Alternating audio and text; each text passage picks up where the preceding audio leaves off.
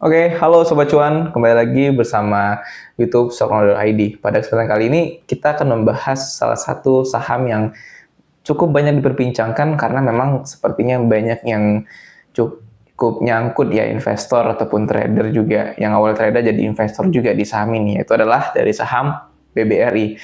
Kalau kita lihat dari 2024, saham ini strong downtrend ya, strong downtrend. Pertama, kalau dari pergerakan sahamnya, dari teknikalnya juga memang konfirmasi itu tembus downtrend, konfirmasi downtrend, dan kalau dari segi fundamentalnya juga banyak dari kalangan analis dan juga para pelaku pasar lain melihat bahwa BBRI ini sedikit pesimis terhadap prospek ke depannya. Jadi sebenarnya bagaimana sih untuk prospek BBRI di tahun 2025 ini hingga ke depannya, atau bahkan selama 2025 ini aja dulu sebenarnya. Nah, apakah akan ada peluang untuk balik lagi sebenarnya ke level 4.000 atau kembali lagi untuk strong bullish dengan kondisi yang seperti sekarang? Sekarang saya tidak sendirian pasti untuk membahas BBRI ini, saya sudah bersama dengan Mas Abdul Haq, yaitu analis Stockholder.id. Ya. Thank you ya Mas sudah datang sini. Oke, siap Mas Oke. Emil. Kalau tadi kita udah bahas BBR nih, kalau kita lihat BBRI ya, kalau BBRI yang udah turun sejak 2024 ini, nah sebenarnya ada view lain nggak untuk BBR ini? Kenapa BBR ini bisa turun? Maksudnya benar-benar strong downtrend banget gitu loh. Ya kalau kita lihat penurunan BBRI ini sebenarnya udah dimulai dari tahun 2023. Itu di peak levelnya atau level tertinggi itu di level 6.400-an kalau itu yang pas cari recovery COVID itu 2023 itu saham-saham banking menuju all time high-nya, bahkan 4 big banks itu all time high semua di tahun 2023. Dan semenjak saat itu ada di mana the Fed menaikkan suku bunga, Bank Indonesia menaikkan suku bunga, semua itu berubah dan tentunya saham-saham banking terdampak. Yang paling terdampak adalah saham BBRI, di mana penurunan BBRI itu sejak tahun 2024 itu udah lebih dari 30%, kalau nggak salah di 38% penurunannya. Dan di tahun 2024 itu juga sebenarnya banyak peristiwa-peristiwa ekonomi yang terjadi. Misalnya memang perang Rusia-Ukraina, terus juga ada Israel-Gaza yang menyebabkan ketidakpastian ekonomi global di tahun 2024. Ditambah lagi memang terjadinya deflasi di pertengahan tahun 2024 yang menyebabkan ekonomi Indonesia itu lesu, walaupun memang pertumbuhan ekonomi tahun 2024 itu masih stagnan di level 5%. Nah, ketika memang ekonomi di Indonesia ini lesu karena deflasi tersebut, itu kan dari tahun 2024 bulan Juni sampai dengan Januari 2025 ini, itu asing itu atau fund itu menarik dananya itu dari saham-saham yang ada di Indonesia. Itu teman-teman sebenarnya bisa cek itu bahwasannya memang asing sudah menarik dananya hingga puluhan triliun dari market saham Indonesia, terkhususnya dari saham BBRI. Kalau teman-teman lihat dari indikator net foreign sell, net foreign buy-nya itu pasti akan selalu net sell di tahun 2024 pertengahan hingga saat ini.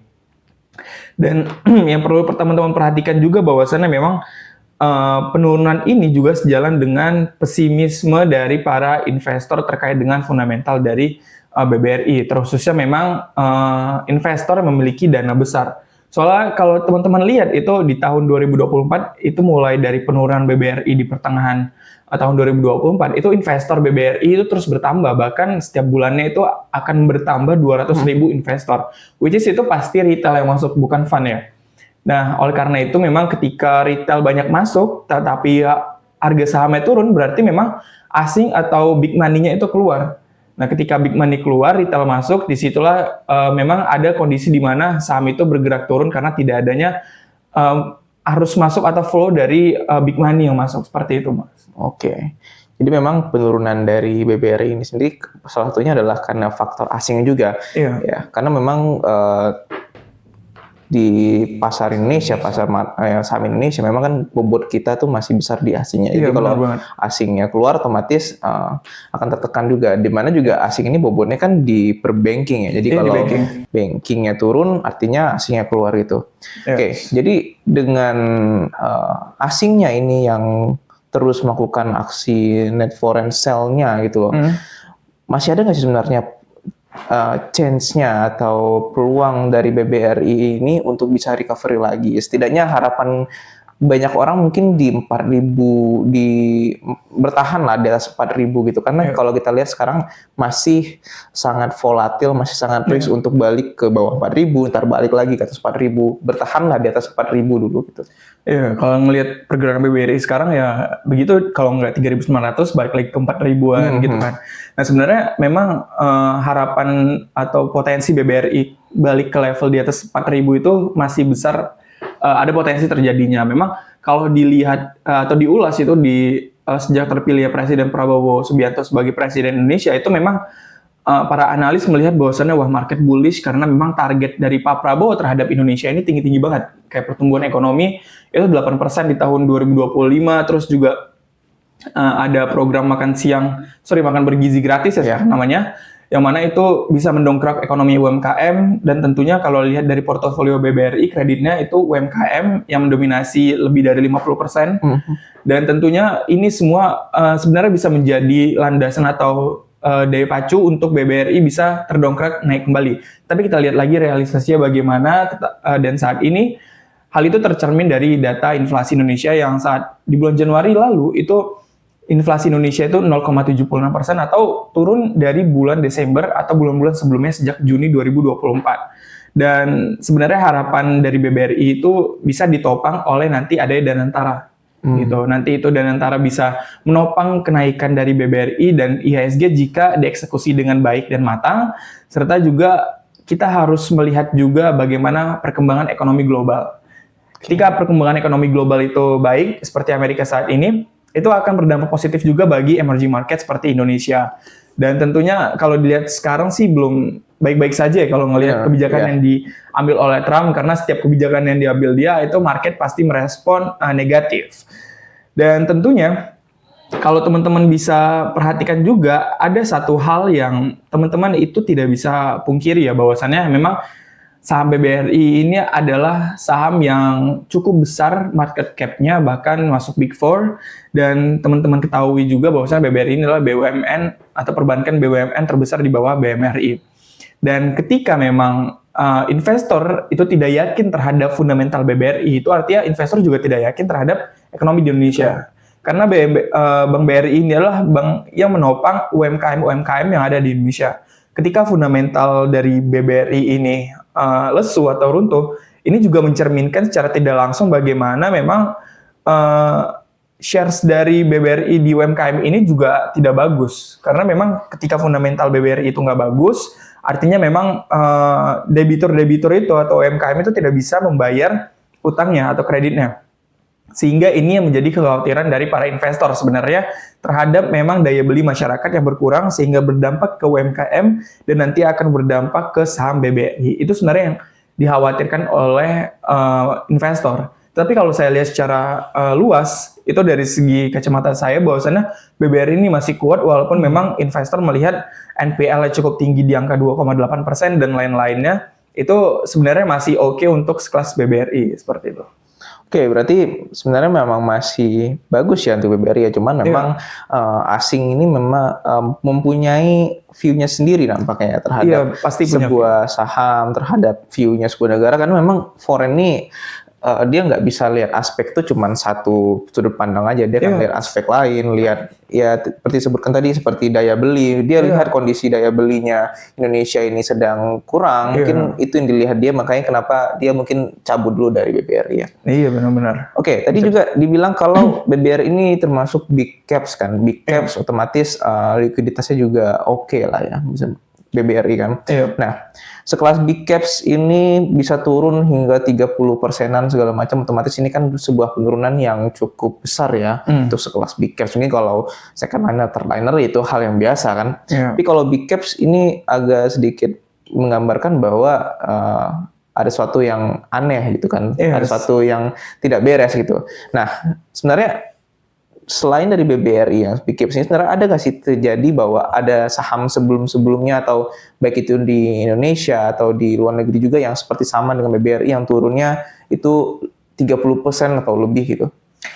Kalau saham yang serupa dengan Bank BRI itu sebenarnya kita bisa ambil saja sebenarnya saham dari lokal itu ada Bank Jago ya. Kalau kita lihat sebenarnya Bank Jago itu dari level tertingginya di angka ribuan, di atas 3.000, tapi sekarang bahkan di angka 1.000-an, itu sebenarnya bisa menjadi cerminan dari BBRI. Tapi kalau teman-teman ingin apple to apple, itu ngelihat perbankan yang udah turun dalam tapi masih bisa recovery, itu teman-teman bisa perhatikan di Amerika Serikat di tahun 2007 itu kan ada mortgage krisis ya.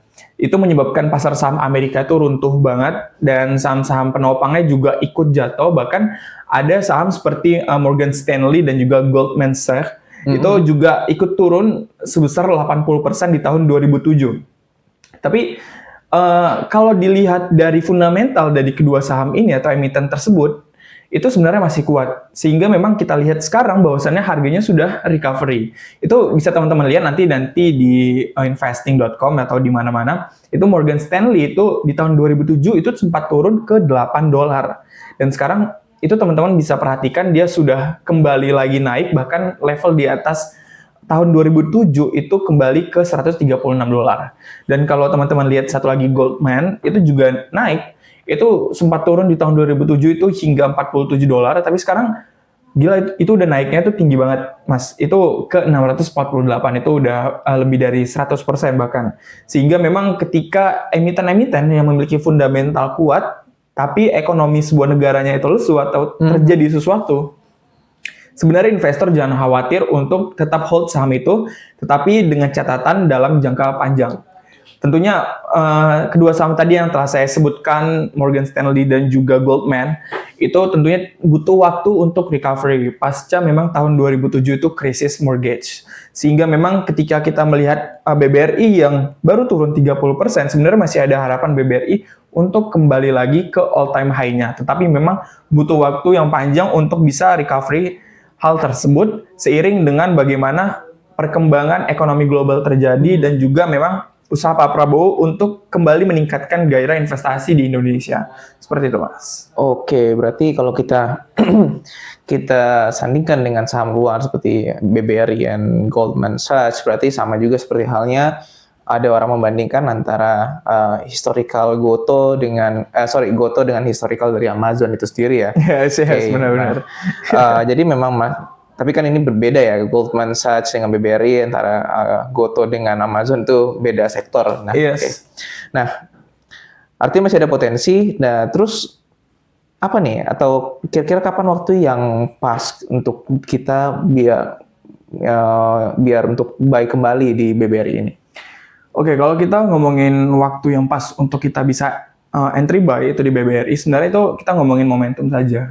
Nah, kalau melihat pada saat ini sebenarnya BBRI itu ada level yang menarik sebenarnya itu di area 3.800 hingga 3.900, yang mana itu di Januari lalu itu tidak berhasil ditembus oleh BBRI, dan juga di Februari ini sempat ke level 3.900-an itu juga tidak bisa ditembus atau breakdown ke bawah lagi oleh BBRI, sehingga itu bisa menjadi area yang menarik untuk teman-teman bisa entry beli. Tapi jika teman-teman mungkin lebih sabar lagi gitu kan, itu teman-teman bisa sebenarnya menggunakan metode dollar per averaging atau DCA. Itu teman-teman bisa beli di angka 3.900 lalu nanti average down di 3.800. Dan sebenarnya support terkuatnya itu kalau saya lihat dari tahun 2021 semenjak COVID, itu sebenarnya support terkuatnya di 3.500. Itu bisa menjadi support terkuat BBRI. Jika tembus sebenarnya itu sudah menjadi tanda tanya besar. Ada sesuatu yang terjadi di ekonomi Indonesia. Soalnya di 3.000-an itu udah harga ketika COVID lalu. Dan ini sebenarnya sudah cukup terdiskon melihat memang bagaimana fundamental dari big banks itu sebenarnya di kuartal 4 lalu semuanya terdampak negatif. Salah satunya juga BBRI yang paling terdampak negatif, dan tentunya kalau melihat secara rata 4 big banks tersebut sebenarnya masih oke untuk bisa kembali beli. Dan seperti yang saya bilang tadi bahwasannya BBRI ini juga memiliki valuasi yang cukup menarik dengan fundamental yang kuat, seperti memang kalau dilihat dari valuasinya sendiri itu untuk EPS-nya itu kita annualize-kan atau setahunkan itu di angka 396 menggunakan data terbaru laporan keuangan BBRI tahun 2024. Dan juga kalau misalnya kita ingin melihat harga wajar ya sebenarnya itu masih di angka 4 ribuan dengan per min-nya atau tengah-tengahnya itu dalam 3 tahun terakhir itu di angka 14,8 kali. Sehingga memang harga wajar dari BBRI di sini saya peroleh di angka 5.600 dengan margin of safety-nya itu sudah cukup konservatif di angka 30%-an. Sehingga itu bisa menjadi titik entry untuk teman-teman bisa join atau masuk invest di saham BBRI seperti itu. Oke. Oke, selain dari ini sebenarnya dari secara sudut pandang fundamental dan sudut pandang teknikal ya, apa jadi sebenarnya yang menjadi pertimbangan investor nih? Soalnya kalau kita lihat nih, PBR ini menjadi salah satu perbankan yang cukup banyak peminatnya dalam kutip adalah seperti retail ataupun juga institusi juga kan, beda sama BCA yang harganya juga price-nya juga jauh kan, price-nya otomatis di sini orang lebih banyak milih BBRI. Dan sekarang BBRI itu kecenderungan banyak orang nyangkut di 5.000, 4.000 bahkan lebih tinggi dari 5.000 juga ada. Masih banyak yang nyangkut kan. Jadi apa nih pertimbangan atau apa pertimbangan untuk beli BBRI ini gitu? Sebenarnya pertimbangan untuk beli BBRI mungkin yang udah nyangkut sebenarnya ya saya nggak bisa kasih alasan yang optimis banget karena memang kalau udah nyangkut di angka 5.000, 6.000 ya itu kita tinggal tunggu waktu saja. Kalau misalnya mau average down di harga sekarang itu memang butuh modal yang besar supaya memang nanti harga average-nya itu mendekati harga sekarang gitu kan kalau dengan modal yang besar. Tapi kalau misalnya teman-teman yang belum beli BBRI itu sebenarnya sekarang itu adalah waktu yang pas gitu kan. Di angka 3.000 atau under 4.000 itu adalah harga yang cukup baik itu untuk teman-teman investor bisa koleksi saham BBRI. Itu kalau teman-teman lihat ketika BBRI turun di Januari di bawah 4.000 itu langsung diapresiasi market, rebound kembali lagi di atas 4.000 dan di Februari ini juga terjadi kemarin dan kenaikan di Januari kemarin itu juga sebenarnya disebabkan oleh pemangkasan suku bunga. Nah, kalau kita lihat nanti di Februari ini pemangkasan suku bunga itu terjadi lagi, otomatis ini saham BBRI akan balik lagi ke atas 4.000 bahkan di atas 4.100. Itu sebenarnya adalah skenario optimis untuk saham-saham perbankan di Indonesia. Tapi kesimpulan saya ya di bawah 4.000 itu still best price untuk BBRI teman-teman investor cicil seperti itu. Oke, berarti di bawah 4.000 best price ya, best price untuk beli gitu. Oke, mungkin ini terakhir ya. Terakhir tadi sempat singgung soal mengenai Danantara nih. Nah, kira-kira dengan adanya Danantara nih bakal dongkrak dari BBRI atau bahkan nanti bisa untuk ISG juga nggak untuk Danantara ini? Sebenarnya kalau dari Danantara sendiri saya bisa bilang optimis bahwasannya dengan adanya Danantara nanti itu bisa mendongkrak BBRI, bukan hanya BBRI sih sebenarnya, bisa mendongkrak IHSG tentunya. Dengan dana kelolaan itu 14.000 triliun rupiah, itu 1%-nya aja itu 140 T udah misalnya dialokasiin ke beberapa saham, itu pasti udah terdampak signifikan banget sahamnya. Tapi tentunya kita lihat lagi bagaimana memang eksekusi dari Danantara itu di tanggal 24 Februari kalau tidak salah ya rilisnya atau launchingnya, dan sebenarnya saya masih optimis dengan Danantara bisa mendongkrak kenaikan IHSG karena kalau kita lihat itu Danantara ini kan sovereign wealth fund itu seperti di Norwegia. Nah di Norwegia itu menjadi sovereign wealth fund terbesar di dunia dan juga memang dengan adanya sovereign wealth fund ini itu bisa mendongkrak ekonomi dalam negerinya dengan cara aset manajemen yang dimiliki oleh negara. Nah, kalau dilihat-lihat ya, kita asumsiin aja lah, misalnya 14.000 triliun. Itu alokasi ke equity atau saham itu bisa mencapai 50%. Kalau kita bercermin ke Norwegia dan juga memang sovereign wealth fund dari China dan Singapura, itu 50%-nya ke equity market. Nah, bayangin misalnya ada ribuan triliun yang masuk ke equity market, khususnya memang Indonesia domestik, karena nantinya Danantara kan pasti tidak akan invest di equity domestik saja, pasti untuk luar pasti dia juga akan masuk gitu kan, agar diversifikasi. Nah tapi misalnya bayangin aja ada ribuan triliun yang masuk ke pasar saham Indonesia dan terkhususnya di emiten-emiten big banks atau blue chip, itu bisa mendongkrak kenaikan IHSG tentunya. Dan itu kita bisa berkaca ke China, di mana ketika China membentuk yang namanya CIC, itu seperti Danantara tapi milik China. Itu di tahun 2007, itu asetnya di tahun 2007 itu kalau nggak salah di 200 miliar US dollar. Tapi di tahun 2021 itu saya lihat datanya itu udah naik ke 1,3 triliun US dollar. Nah, dengan peningkatan aset seperti itu bisa menjadi kesimpulan bahwasannya memang ketika dikelola dengan baik sebuah fund milik negara, itu bisa menjadi daya dongkrak bagi ekonomi ataupun market yang ada di sebuah negara tersebut. Hal itu bisa tercermin atau dilihat dari memang kenaikan dari indeks China atau Shanghai di tahun 2007 akhir, sebelum memang akhirnya ketika ada crash di Amerika Serikat, China juga ikut terdampak turun. Seperti itu, Mas.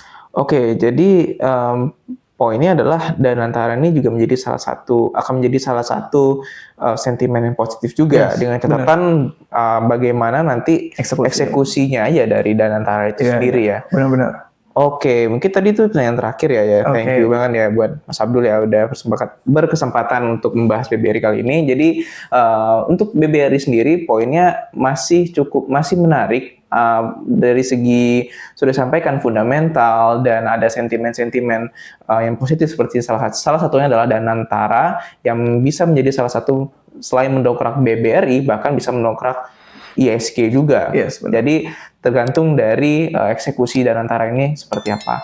Oke, mungkin cukup sekian untuk YouTube dari Stocknol.id pada kesempatan kali ini. Sampai jumpa di video selanjutnya. Salam cuan dan bye-bye.